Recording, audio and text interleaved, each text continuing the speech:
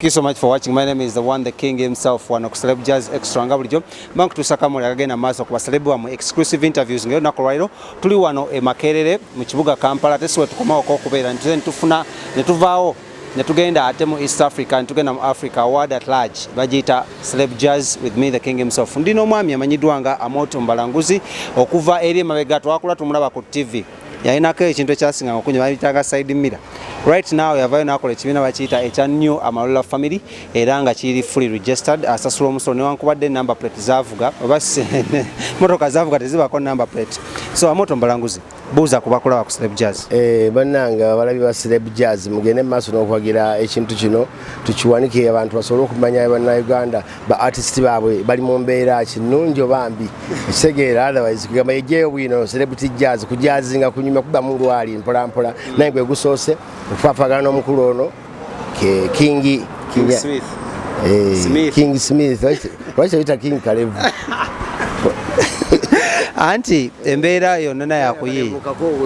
gwe kabuna mawuli alina Kalevu kate waliwo Ibula ayagala okunkoppa Ibula ate Ibula kikuba massive alina nesigida alina imani nangenda Amot abasinga abantu badde bakunoonya bagamba babuzeko ku maaso quickly tutwale muko kichobaddeko tulisosola babula ku maaso naye nga basigala ku matu kyekyo kubula ko mirundi gye ebiri bwe nkubula ku maaso then nkusigala ku matu nsobola kubula ku matu then ne nkusigalako ku maaso that is nsobola kubanga nsina kyenfulumizaayo kintu kya ngabe basina kyenfulumiza kya comedy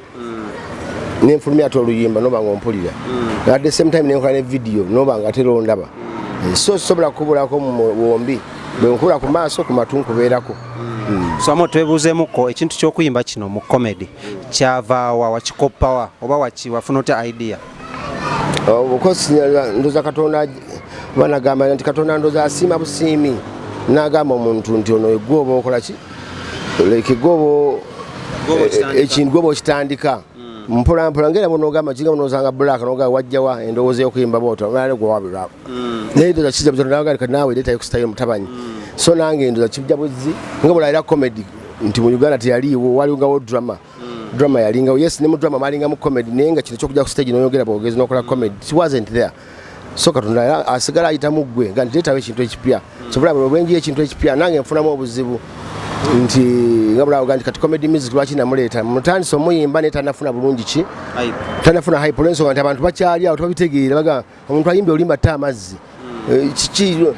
straight awo bongo beno buloza mu byakwemula yes nene mbampe mudde still so kula oluyimbo olwo bulungi mu diro nokula nolaba video n'omwana wo n'olunyumirwa just nti umuntu yesanga nti kati obo boleta ekintu ekipyabeerawo olugezigezi olubeerawo so olugezigezi olugenda abantu bagwamu mpola ne bazibuka amaaso baga na kino gye kiri mpola bwe kityo so kigenda kikula. Amoto katwebuuzemu tubadde n'entalo nyingi nnyo mu music industry naye ate mu comedy industry tubadde nnyo nantalo mukoze mutya mwe nga comedian okwewala entalo zino? Of course lwaki entalo teziri nnyo mu comedian reason being nti comedians once you're comedian ebiseera ebisinga tebatera kutereka bintu ku mitima they talk it over either wandibadde ngaki ogiramu akizanya mu buzanyi nti ekintu kikunyiiza okusinga okulowooza mu kuyomba ate akigenza ku stage n'okikola mu comedy asinga so that's why nti entalo mu comedians teziriiwo kati omuntu otandika okunyiigira comedian oba oliko ekikyamu oba okuyomba naye oba ogenda kubona bonyi naye so generally mu ntalo mu comedy tezinabeerawo at the moment okujja nga wali ziri personal mu bantu nga zaabwe tezinabeera exposed at the moment wano mu comedy omuntu tebatera kusirikira bintu ku mitima ekyawukanako ne ba artists abayimbi omuntu abeeraawo ekintu kimuluma atasobola agamba munne nti gundi onyizizza naye nabo bennyini era sirwa ddayo mu studio n'ayimbayo oluyimba nga nti wabaawo bintu biseera ebyo ojjukirayo ebiseera ebyo bebekule baddangira mu studio ne bayimba ennyimba naye nga akozesa art we sikudala gwe wakolaba otyo namuvuma adda mu studio n'awakolamu oluyimba kubanga byebimu muyomba butakanya bamulinamu ba artist byebimu n'abantu abalala batali baki ba artist bebasanga omukinjaajo wedduuka wa boda paka ku malaaya. Katwebuuzeemu Amoti mu music industry tulina legends era tulina otalonga Chameleone ne mwana mulenzi Maddox Matimba bakayana okuba ni legend mu comedy industry tulina munamu ba legend era tuba tubayina bebaani oli omu ku ba legend ebiseera ebisinga si kirungi kwekubira akadingidi ba abantu bamanyi legend yaani mu kintu ekyo tosobola gamba nti nze ndi legend ba abantu bokolera ebintu mu nsi wakuyimba bakola ki be bantu bakulwasalirawo nebagaa nti oyo legend mwekyo ekintu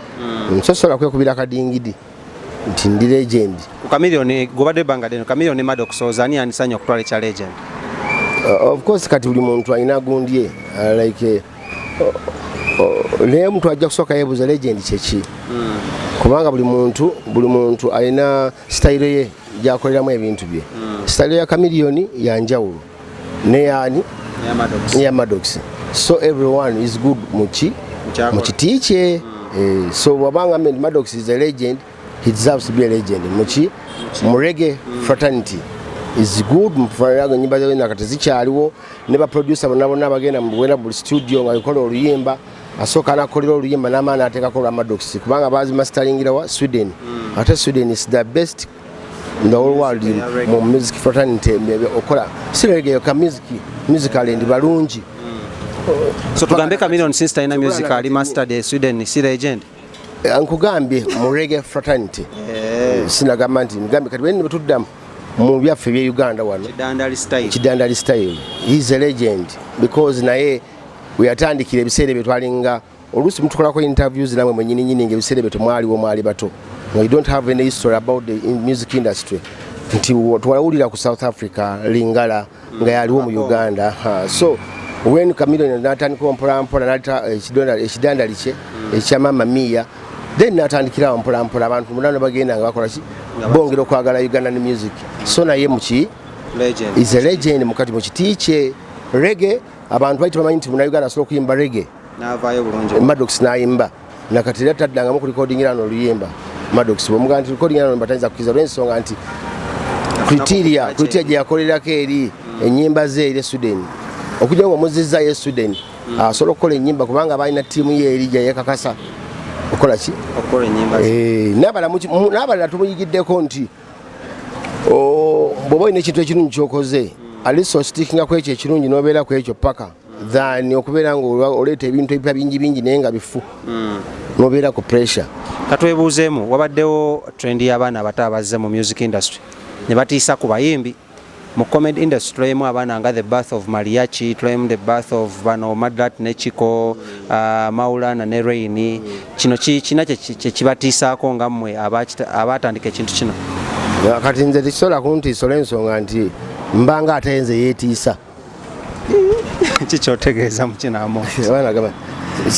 master gwe teacher gwe master tegwe muyizi nti comedy ya moti bugulugola bazze ya moti kati nze mbate sola kwerwanyisa sola kwetiisa gwe buli kyola oba bereyini oba olabyandi bana balaba kyajja nze nakola namala nekikola ki ekyatani ekigala ndi abaana baabo ate nkyaleeta ebirala ebipya gyame nti ndeese ne comedy music nabo batandise nabo kola ki okuyimba nti yo ya moti buli kyolaba yo ya marula kyekyo nti tusobola kwerwanyisa Amoti katuna okuva ku comedy tuanalizingako ebigenda maaso mu ggwanga nga omu kwa babaddewo mu entertainment industry. Do you miss your old team abantu bakolanga nabedda, for example Omugenzi then ne Mese, do you miss them kuba twawulidde akabadika komawo? Of course nti memories zisigalawo bagamba bagita the first cut is the deepest nti you can't forget them because watandika nabo mwatandika nabo comedy mu Uganda comedy nagenda ngakula ate life webeera you lose people abantu bafa tekiriko gwama nti boli chioli ndi minister ndi musirikale yo ne Museveni alina abantu bali toba nabo nene bakola ki ne bafa then atina nakuletera abapya Katonda yamanyi bwakikola agandi bano kamba jjo nkuletera abalala bwiso bwekibira ebo kijjo okuba era musegeera ndi ne leero ojja kubujjawo abala tuveewo n'abalala bajje bwekito so kikoma you miss them, you have to miss them watch taba missing you have to miss them tugamba omukisa guzenga inokola akabadikano ngo inokola ne Mese ngo inokola ne Mese twakisasoboka bamulamu ko bwali era bwatwana nakola ne mbalanga era nanga ninga nti cyanga rwanga mindi ekigera amota gerisa akabadi kununa akagatamu nabaki nabali abakadde tukisuubire nga lwaki Kapere taliwo Mese taliwo Edi Kigere taliwo tuli kitasoboka there's no twali kyamaanyi tetulina ebyo nagaye embeera y'okwewala n'ebyo kibi ebyo mu comedy tebiriyo biri eri mbalala because abantu betukolera abantu bagala kunyumirwa era bwe wanaaba kyetaagisa in future era ojja kulanga nti akabadi tulesa akazannyo nga kalimu Kapere kalimu Edi Kigere kalimu Mese babalabe era munyumirwe kale twanalizeko ebigenda maaso mu ggwanga Uganda nga bo bennyini be baganye okitegeera naye goli willing why kale tuorganize ebigenda maaso mu ggwanga Uganda President Museveni akayimba yasooka n'atukuba mpenkoni yafulumiza olupya manager we ye Balamu okyogerako kiwakawulidde kati si kipya olw'ensonga President Museveni naluli yayimba oluyimba lwalwagala nnyo bagendanga tasimanyi beerabidde penkoni akaana kaza katetema katwala amataka kakaziho ente yatemba omuti kati aba aleesa olulala kyekyo kikola mutidde nti nno nti ki olwanso nti ayinza obbakubako hiiti e Kampala ate otyaki twongera ku entertaininga mugambe industry industry entertainment y'okuyimba tebagiteerangawo nti muntu alina ogibeeramu paka everybody buli muntu ali willing time yeekolaki yekusalirawo nti oba onookiwangaliramu tokoleki otokiwangaliremu so ne President Museveni yamanyi hiiti zazifulumya buli wanyuma la myaka egi 5 abazaki kuba mugenda ofulumya nga mubaza kivulu mubaza banamu mwenyini babayimbi ba artist muzze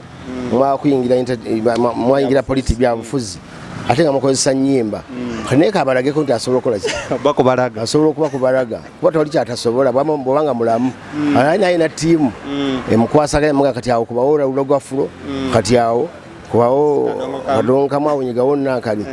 so era naye alina abawagizi be abamwagalira President Museveni bwanaaba kyemmanya ayimba ojja kufunira abamufuuwa alina inspiring ba politicians abalala agenda fulumya oluyimba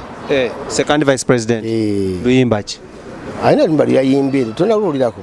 mpamu akapeera kwagolaika sekandi mama kasusu kaliri bwekityo kyatujjukize babasudde basebatta buli omu kati gaye ekiri mu ggwanga kyekyo bantu konkona muziki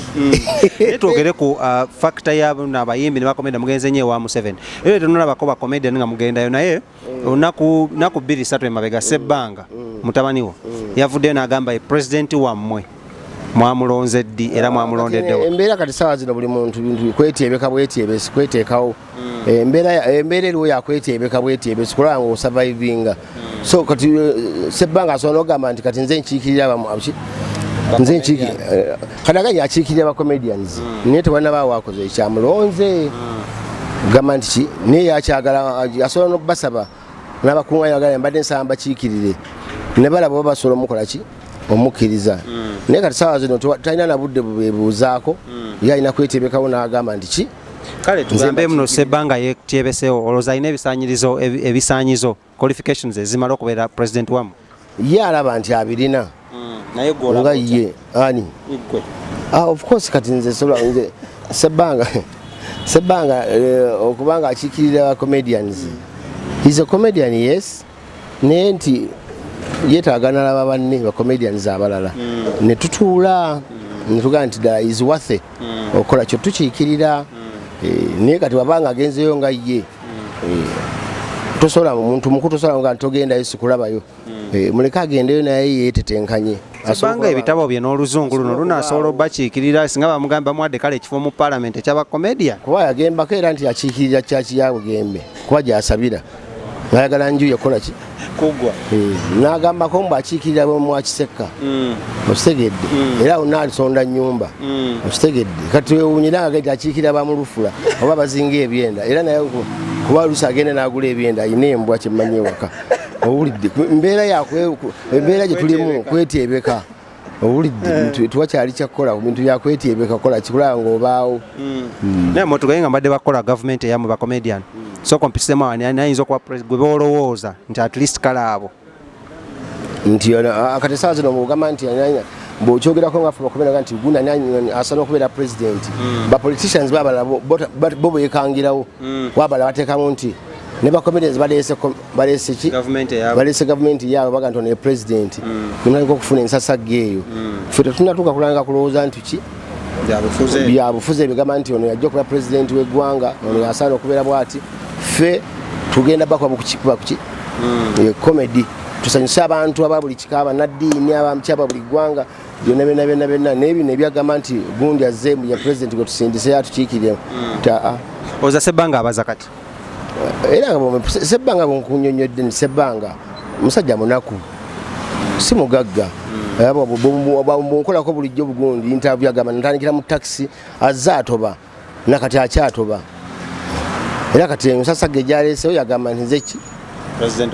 nze president waba comedian akole ki munne ebintu byakweteebekawo nga tumaliriza katumalirize ne kino Amoti a lot has been going on mu industry eno Bebe Cool yavuddeyo asaba kati battle agisaba Bobi Wine agamba ebyabadde South Africa tebimala bali bayika baguliridde bakomewo wano ku butaka ku ground